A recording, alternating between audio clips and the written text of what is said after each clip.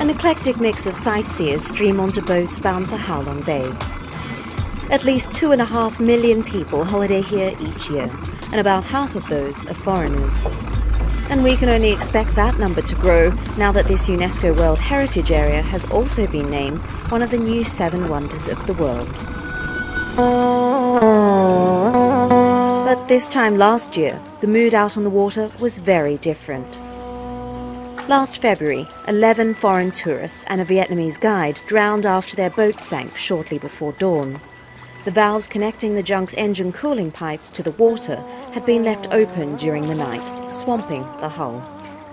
The thing with Vietnam is it's actually been one of those places until recently that's been on the safety list amongst the industry. So I think it was a little bit of paradise lost in a way. It was a little bit of shock. But obviously when these things happen, you do have to look at actually what happened. The incident in February last year was human error. Shortly before our cruise, our captain talked me through the safety checklist. There are 16 lifebuoys dotted around the decks and 6 lifeboats. Downstairs, every chair in the restaurant has a life jacket underneath, and fire extinguishers can be found in the hallways.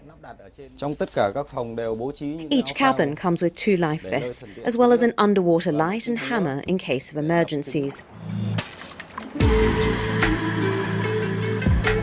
The paperwork ahead of each journey has also increased.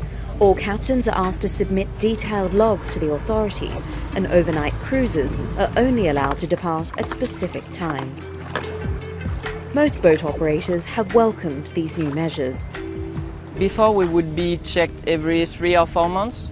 Now the safety inspectors come even during our cruise, meaning that at night when we are anchored, sometimes they come on boat and check the boat, check the number of passengers to see if we don't overload the boat. They check also the safety equipment available, they check the fire alarms, and they check the water pumps in the basement to see if we are being careful with all that. Another way to ensure passenger safety is to build sturdier boats.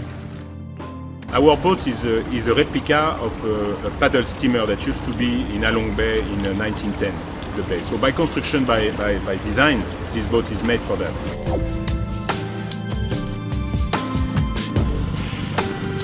The wooden boat in Halong Bay, by design, were fisherman boats. So they were just meant to carry 2 or 3 people, and they were supposed to be a bit fast and sailing boat to go fishing. So now they slowly transform this wooden junk that were small wooden boat, very charming, very elegant wooden boat, into quite large tourist boat with sometimes 10, 15, 20 cabins. So by construction, by design, this hull and this type of boat is not designed to carry so many people. So I guess at some point this boat reached the limit of what you can do with such a hull. Then you must have a different construction technique and different design. Bhaya Cruises is now building its first steel-hulled vessel called the Alcur. It will hold 64 passengers, have 32 cabins as well as a spa, and offer 3-day luxury tours around the Gulf of Tonkin. The wooden boats aren't as safe as the newer boats. The lifetime of the wooden boat is 10 years, but boats like this, made of steel, will last more than 20 years. And when this boat is launched on Halong Bay, we hope it will improve the image of Vietnam. An image that's very different from this time a year ago.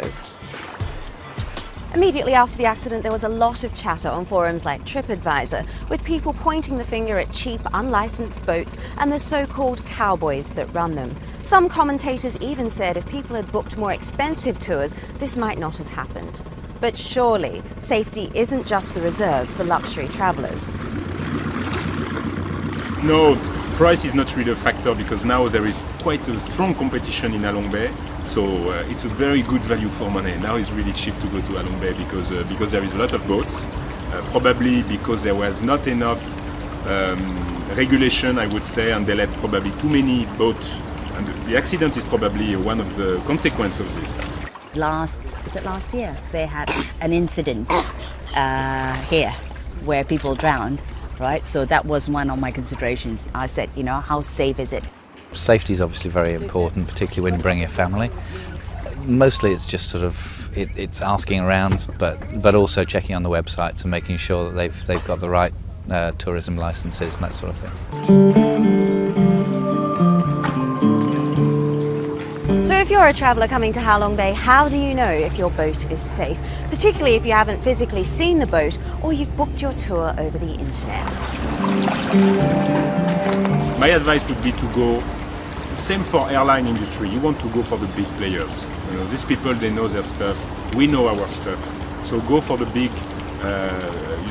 cruise companies who have many boats, and you can very well see on the internet who are the big ones, and they have a big website, and they own many boats, and they have big operations. So these people have a good safety standard. A year later, and the boats on the bay are brimming with tourists, and the perception is that this is again a safe place to visit. Sometimes when a place gets the World Heritage Site ranking, it really becomes a free-for-all, and they do have to be careful, because I would say that people wouldn't be staying away out of fear, but they would be cautious. When you look at Vietnam, they do have a reputation for regulation, and this wasn't something that had happened across the board.